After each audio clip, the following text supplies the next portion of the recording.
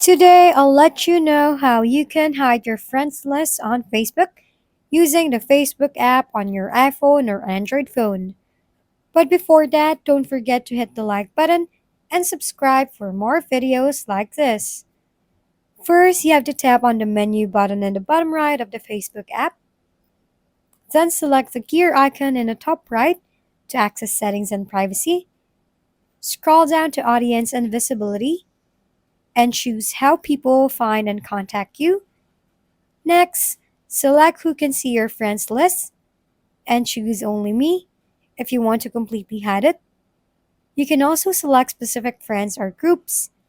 Once done, your friends list will be hidden from others. And that's how you hide friends on Facebook. This has been Solution Junkie.